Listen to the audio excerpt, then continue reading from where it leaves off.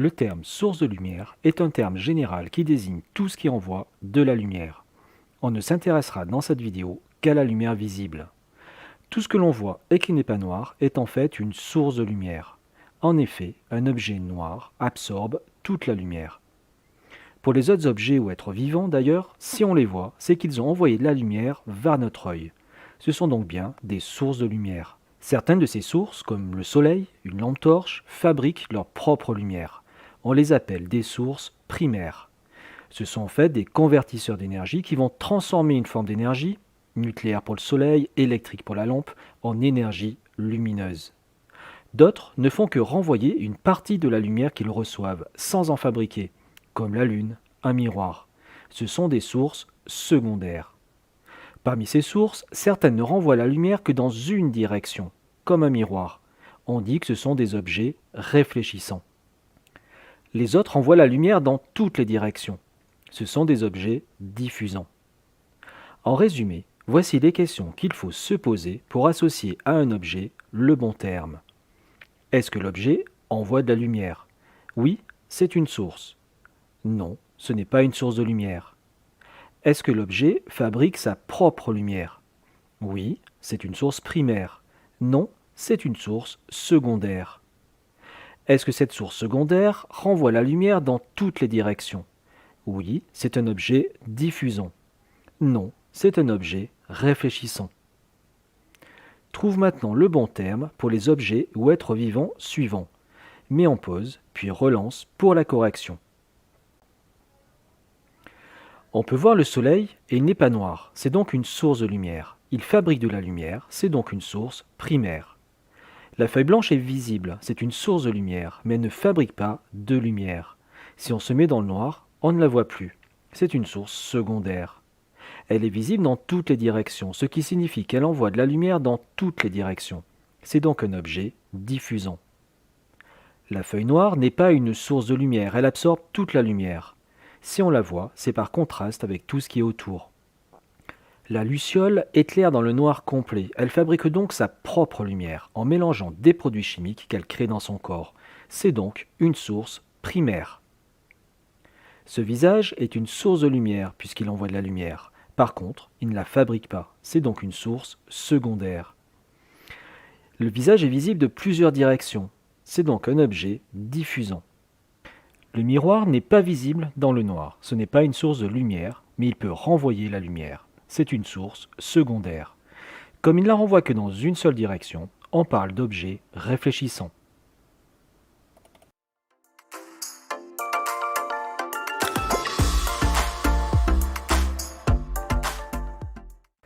Les sources secondaires, contrairement aux sources primaires, ne fabriquent pas de lumière. Elles la renvoient seulement, mais pas de la même façon, suivant qu'elles diffusent ou réfléchissent la lumière. Les objets diffusants la renvoient dans toutes les directions.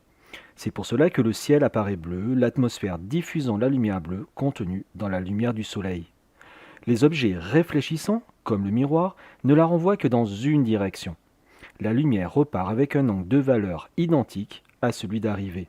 C'est un peu comme si la lumière rebondissait sur le miroir. On peut le vérifier à travers plusieurs expériences. On voit sur celle-ci que lorsque l'on place un objet blanc, tous les tubes de colle sont éclairés, quelle que soit l'orientation du papier. Par contre, dans le cas du miroir, la lumière part dans une certaine direction et il faut l'orienter correctement pour pouvoir éclairer les tubes de colle. Dans cette deuxième expérience, on voit bien que la lumière du laser repart dans toutes les directions après avoir touché la feuille blanche. Sur le miroir, elle repart avec le même angle. Petite remarque, les objets colorés sont des objets diffusants qui ne diffusent qu'une partie de la lumière blanche. Le reste est absorbé. On peut le voir sur cette expérience, les tubes de colle changeant de couleur suivant la couleur de l'écran.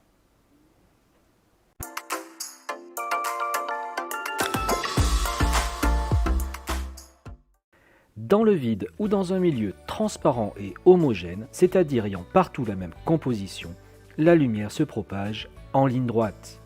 On peut le montrer à l'aide de deux expériences. La plus simple consiste à projeter la lumière d'un faisceau laser sur un tableau blanc. On voit apparaître une ligne droite. On peut également réaliser cette expérience On place des écrans percés d'une fente de manière à ce que le faisceau de lumière les traverse tous. Une fois que c'est fait, on marque sur la feuille de papier des points situés sur le trajet suivi par la lumière. On enlève ensuite les écrans et on vérifie que les points sont bien alignés. Cela montre là aussi que la lumière s'est propagée en ligne droite. La représentation de la lumière sur un schéma, ce que l'on appelle un modèle, sera donc un segment fléché pour indiquer dans quel sens elle se propage. La flèche peut se mettre en n'importe quel point de ce segment. Ce modèle est appelé un rayon lumineux.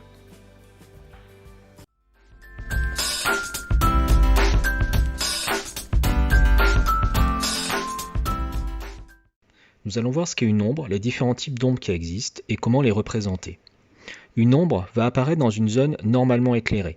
Cela implique donc qu'un obstacle arrête la lumière. Si la source de lumière est large, une zone va être éclairée par une partie de la lumière de la source, mais pas la totalité. Comme certains rayons arrivent quand même, ce n'est pas une ombre, on appelle cela une pénombre. La zone dans laquelle apparaît l'ombre peut être sur l'obstacle. On parle dans ce cas-là d'ombre propre. C'est donc l'ombre qu'un objet crée sur lui-même. Si cette ombre apparaît ailleurs que sur l'objet, on dit que c'est une ombre portée. En optique, on va dire que le support sur lequel elle est apparue est un écran. L'ombre portée est donc l'ombre qu'un objet fait apparaître sur un écran. Pour schématiser cela, c'est très simple. On va dessiner deux rayons de lumière, celui qui est envoyé par le haut de la source et qui frôle le haut de l'obstacle, et celui qui est émis par le bas de la source et qui frôle le bas de l'obstacle. Ces rayons, lorsqu'ils arrivent sur l'écran, délimitent ainsi l'ombre portée. Sur l'obstacle, c'est le trait que l'on peut tracer entre ces deux rayons qui délimite l'ombre propre. Entre l'ombre propre et l'ombre portée, il y a toute une zone de l'espace qui ne reçoit pas de lumière. Dans le cas d'un obstacle en forme de sphère, cette zone pourrait être contenue dans un cône tronqué. On appelle cette zone le cône d'ombre. Pour aller plus loin, deux petites remarques. D'abord, on peut aussi délimiter les zones de pénombre. Il suffit de tracer deux rayons supplémentaires, celui émis par le bas de la source et qui passe par le haut de l'obstacle, et celui émis par le haut de la source et qui passe par le bas de l'obstacle.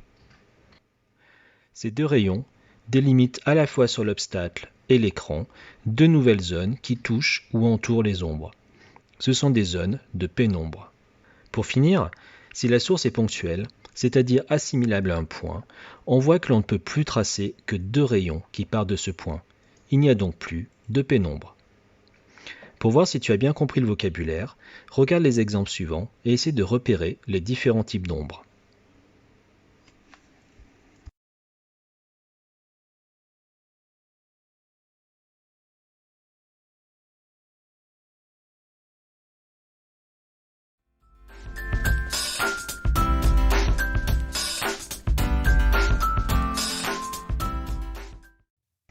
Nous allons voir dans cette vidéo comment comprendre le phénomène du jour et de la nuit et comment le schématiser.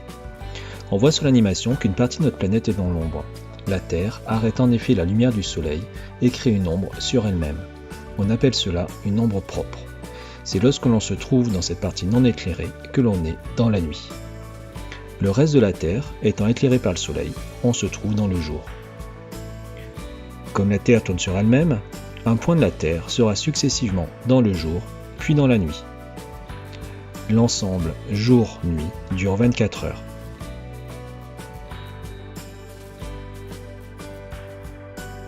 Pour schématiser ce phénomène, on va commencer par tracer la Terre. On va ensuite représenter la lumière du Soleil. Comme il est très éloigné, on peut considérer que ces rayons arrivent parallèles en direction de la Terre. On trace les deux rayons qui frôlent la Terre, en haut et en bas, puis on complète avec les autres.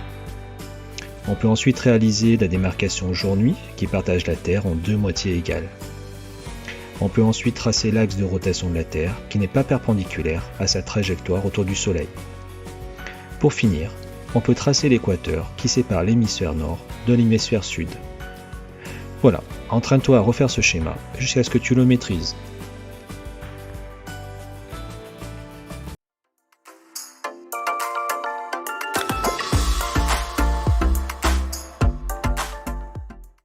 La lumière blanche est un mélange de plein de lumière.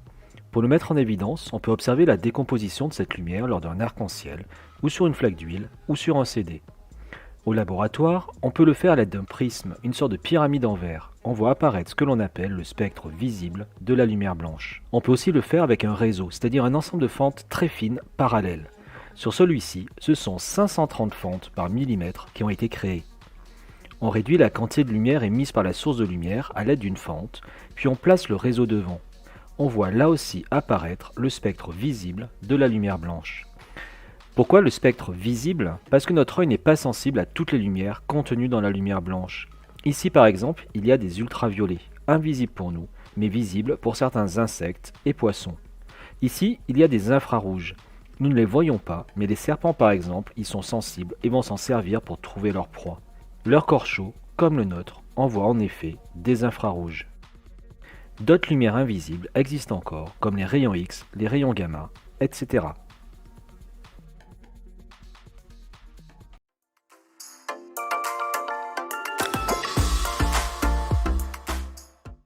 La lumière transporte de l'énergie, plus ou moins, suivant le type de lumière. Sur ce schéma, on voit que l'énergie augmente des ondes radio jusqu'au rayon gamma, qui possède le plus d'énergie. Dans la lumière visible, l'énergie augmente du rouge au violet. Le danger de la lumière pour notre œil provient du fait qu'elle transporte de l'énergie et du fait que notre œil la concentre sur la rétine grâce à une lentille convergente appelée le cristallin.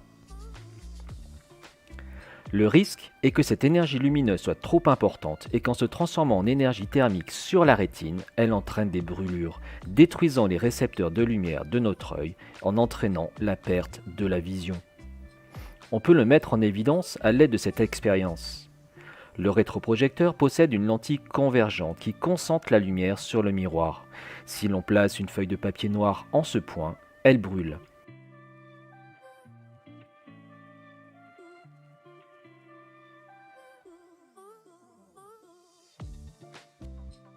Il se passe la même chose à l'intérieur de notre œil.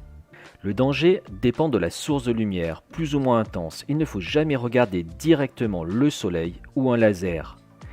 Il dépend aussi du temps pendant lequel on est exposé, comme pour une brûlure de la peau plus classique. Nous avons un réflexe de protection qu'il faut toujours respecter. Quand la lumière est trop forte, on ferme les paupières. Il ne faut jamais lutter contre cela, par exemple pour se forcer à regarder le soleil. Certains rayonnements sont traîtres car invisibles. C'est le cas des ultraviolets que contient la lumière du soleil et dont il faut se protéger à l'aide de lunettes de soleil. Notamment en cas de neige ou en bord de mer, la réverbération étant aussi très dangereuse.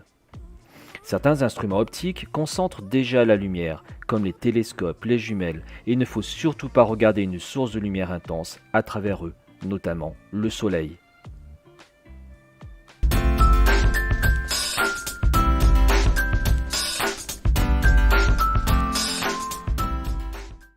Les phases de la Lune sont dues, comme des phases des planètes quand on les observe au télescope, au fait que ces objets sont des objets diffusants. Ils ne fabriquent pas de lumière et se contentent de renvoyer celle qu'ils reçoivent du Soleil. Celui-ci n'éclairant qu'un côté de ces astres, il y a donc une partie éclairée et une partie dans l'ombre propre. C'est la façon dont on voit, ou pas, cette démarcation, que l'on appelle une phase. Pour modéliser cela, on va faire un schéma simple, en partant du principe que le Soleil est donc beaucoup plus gros que la Terre, plus de 100 fois, et encore plus gros par rapport à la Lune, 400 fois environ. On ne peut pas le représenter entièrement sur ce schéma. On va donc simplement dessiner des rayons parallèles arrivant sur les astres. On va aussi négliger le déplacement de la Terre autour du Soleil, qui ne sert à rien pour expliquer l'ordre des phases. Il explique la durée entre les phases par contre, mais on ne s'intéressera pas à ça sur ce schéma pour l'instant. La Lune tourne autour de la Terre et on voit que vu de l'espace, la Lune apparaîtra toujours de la même façon. Par contre, vue de la Terre, la partie éclairée est plus ou moins visible au fil du temps. On voit des phases. Quand la Lune est placée là, le côté tourné vers nous n'est pas éclairé. Il ne renvoie pas de lumière vers notre œil et la Lune est donc invisible. C'est la nouvelle Lune. Quand elle est ici, si on retourne notre schéma pour se mettre à l'endroit, on voit qu'on la verra comme ceci. C'est le premier quartier. Pour se souvenir que c'est le premier quartier, un truc tout simple, on peut faire apparaître un P en prolongeant par une barre la partie éclairée. Entre la nouvelle Lune et le premier quartier, on voit un croissant. La partie éclairée visible va continuer d'augmenter au fil du temps. La Lune devient gibbeuse, puis on arrive à la pleine Lune. Elle diminue ensuite en passant de nouveau par une lune gibbeuse, puis on arrive au dernier quartier.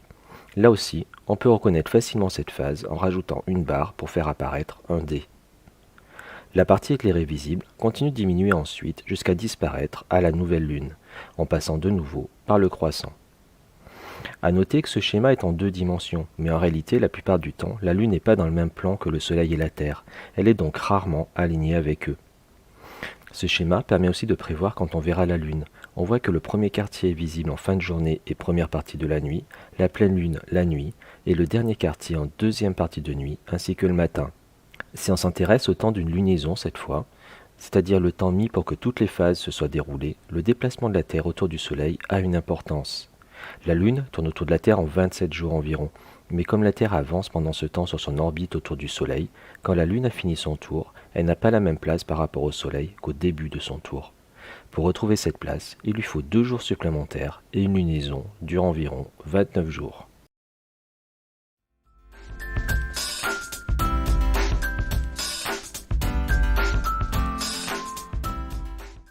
Une éclipse de lune a lieu quand le Soleil, la Terre et la Lune sont alignés dans cet ordre. Cela se passe en phase de pleine lune, quand sa face tournée vers nous est entièrement éclairée. Cela arrive rarement, car la Lune tourne dans un plan incliné par rapport à celui contenant l'orbite de la Terre et des autres planètes, que l'on appelle plan de l'écliptique. Elle est donc la plupart du temps au-dessus ou en dessous de ce plan de l'écliptique. Quand ces 3 astres sont alignés, 2 à 4 fois par an, on peut voir une éclipse, c'est-à-dire qu'une partie de la Lune n'est plus éclairée alors qu'elle devrait l'être dans cette phase. On parle d'éclipse partielle. Dans des cas plus rares, la Lune n'est plus éclairée du tout. On parle d'éclipse totale de Lune. On peut schématiser comme ceci ce qui se passe. On ne respectera pas les proportions ni pour la taille des astres ni pour les distances. Par contre, on fera bien attention de respecter l'ordre des tailles. On commence par dessiner le Soleil, puis la Terre. On trace ensuite 2 rayons, celui partant du haut du Soleil et passant par le haut de la Terre, et celui partant du bas du Soleil et passant par le bas de la Terre. On voit apparaître le cône d'ombre. La Lune est dans ce cône d'ombre au moment de l'éclipse totale. On voit que l'éclipse est visible de toute la partie de la Terre située dans la nuit.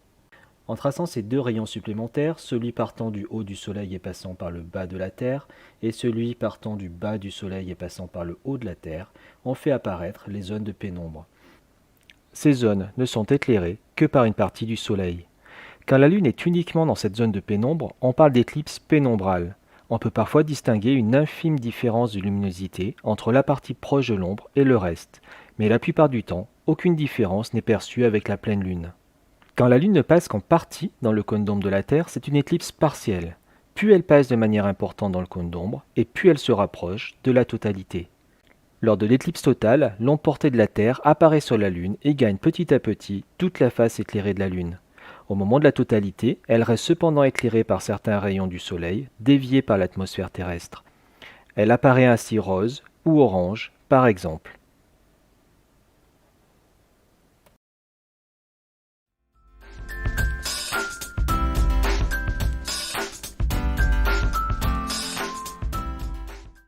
Une éclipse de Soleil a lieu quand le Soleil, la Lune et la Terre sont alignés dans cet ordre. Cela se passe en phase de nouvelle Lune, quand la Lune est invisible car sa face éclairée n'est pas tournée vers nous. Cela arrive rarement, car la Lune tourne dans un plan incliné par rapport à celui contenant l'orbite de la Terre et des autres planètes, que l'on appelle plan de l'écliptique.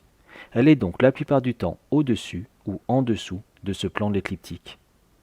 Quand ces 3 astres sont alignés, 2 à 4 fois par an, on peut voir une éclipse, c'est-à-dire qu'une partie du Soleil est cachée par la Lune.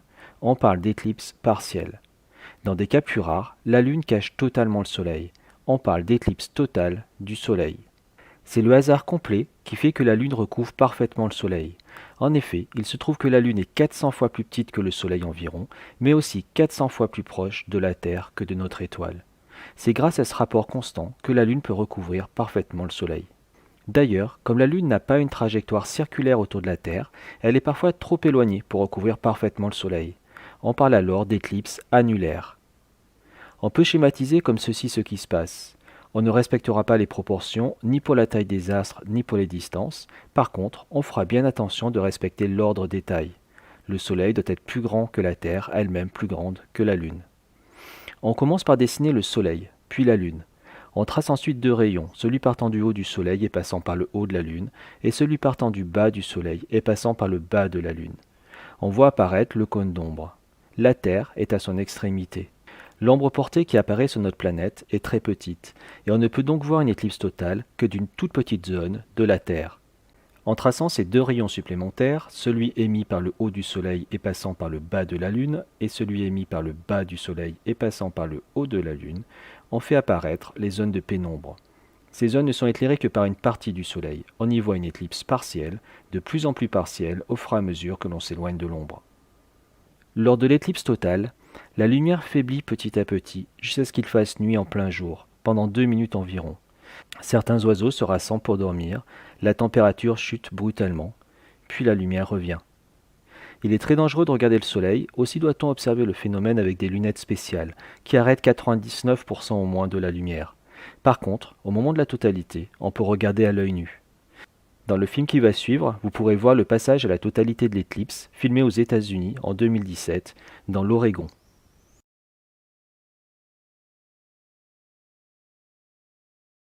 Ah ouais, on voit là-bas que c'est en train... Regarde. Au fond, regarde, c'est en train de devenir super sombre. Regarde. Ah, c'est génial. Regarde, il est en train de s'éteindre. T'entends les oiseaux? Les oiseaux, ils piaillent. Regarde.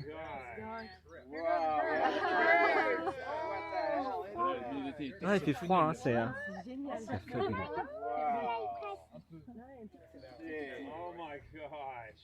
Oh yeah, on voit, on commence à voir la lune. Ah, ici, the moon. Et on voit des étoiles, hein. Ouais, des étoiles. Les stars, les stars. Voilà. Assez loin du soleil. I see the moon. I see the moon. Ah, ça y est, fait nuit. Ouais, yeah. Là. Ah bah ça y est, là c'est total. Waouh, regarde ça. Ouais. Ah ouais, comme c'est beau.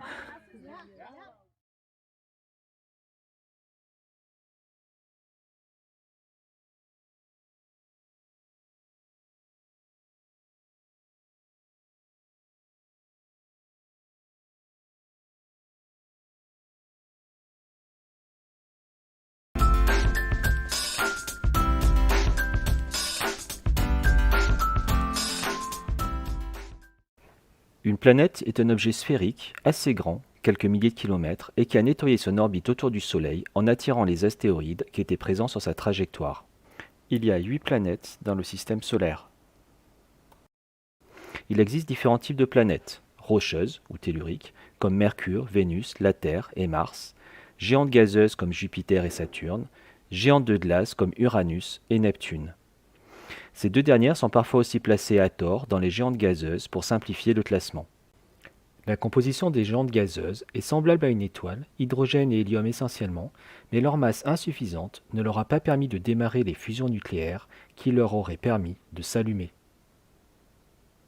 Les géantes de glace n'ont pas la même composition, elles contiennent surtout de l'eau, du méthane et de l'ammoniac.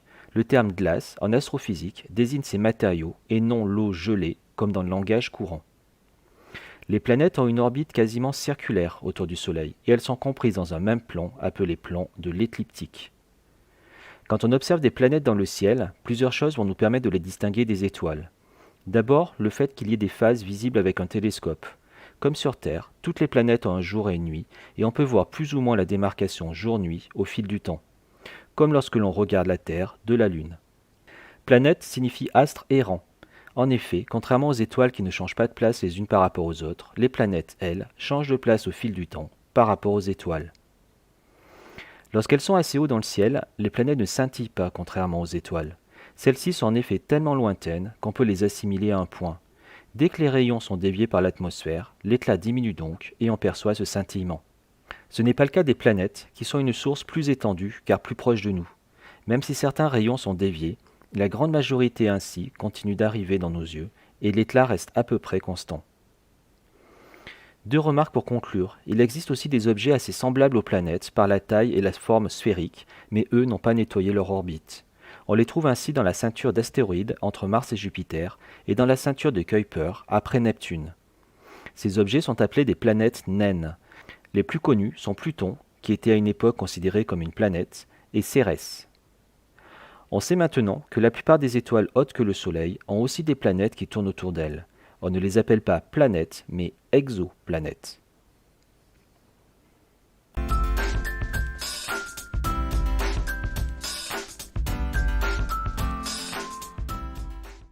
Le terme satellite désigne dans son sens général un objet en orbite autour d'un node plus massif, mais par convention, il va désigner un objet qui tourne autour d'une planète, d'un petit corps, astéroïde, comète, ou d'une planète naine. Il existe des satellites naturels et puis les satellites artificiels que l'humanité a envoyés autour de notre planète notamment. La plupart des planètes ont un ou plusieurs satellites, seuls Mercure et Vénus n'en ont pas. La Terre n'en a qu'un, la Lune. D'ailleurs, on appelle parfois les satellites des autres planètes des lunes, par analogie. Mars en a deux, tout petits, Phobos et Démos, mais les planètes géantes en ont beaucoup plus, de 14 pour Neptune à presque 80 pour Jupiter. Les satellites dits galiléens de Jupiter sont visibles aux jumelles. Ils ont été découverts par Galilée, le premier à avoir observé le ciel avec une lunette astronomique. Certains satellites sont remarquables. Encélade, satellite de Saturne, et Europe, satellite de Jupiter, comprennent certainement un océan sous une épaisse couche de glace. Titan, satellite de Saturne, a une atmosphère très dense et une grande activité volcanique, un peu comme la Terre à ses origines. Ganymède, un satellite de Jupiter, est le plus gros du système solaire, plus gros même que la planète Mercure. Il possède probablement également un océan liquide sous de la glace. La plupart des satellites sont en rotation synchrone, c'est-à-dire qu'ils tournent à la même vitesse sur eux-mêmes et autour de la planète. Vu de celle-ci, ils présentent donc toujours la même face. C'est le cas de la Lune par exemple, dont on ne voit qu'une seule face vue de la Terre. L'origine des satellites peut être due à une collision entre la planète et un astre massif. C'est le cas de la Lune par exemple. Cela peut être dû aussi à l'accrétion d'astéroïdes déjà en orbite autour de la planète. Cela signifie qu'ils vont s'agglomérer petit à petit pour former le satellite. La troisième possibilité est la capture d'un astéroïde qui, en passant à proximité de la planète, est attiré par celle-ci et se met en orbite.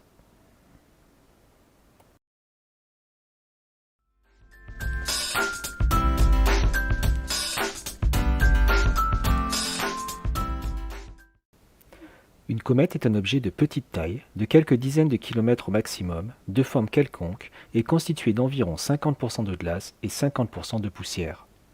Elles ont une trajectoire ni circulaire ni rectiligne. On dira curviligne au collège, mais on précisera elliptique par la suite. C'est une sorte d'ovale totalement décentré par rapport au Soleil, placé au foyer de cette ellipse. Les comètes passent ainsi parfois près du Soleil et d'autres fois en sont très éloignées.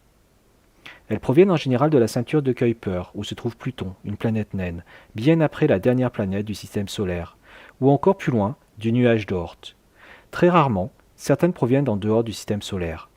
Ces objets ont été éjectés à un moment de leur orbite et plongent donc vers le Soleil. Quand elles passent à proximité du Soleil, elles se subliment, c'est-à-dire que la glace se transforme directement en vapeur d'eau, libérant les poussières dans l'espace. Une partie de la matière éjectée est repoussée par le vent solaire, des particules émises par le Soleil, et va former une première queue, visible car elle renvoie une partie de la lumière du Soleil vers nous. Une partie dite ionisée est repoussée par le Soleil à l'opposé de celui-ci, formant une deuxième queue, plus étroite. Autour du noyau, un halo apparaît, appelé chevelure ou coma. À chaque passage, qui peut être espacé de quelques années comme de plusieurs milliers, la comète perd donc de la matière et finira par disparaître.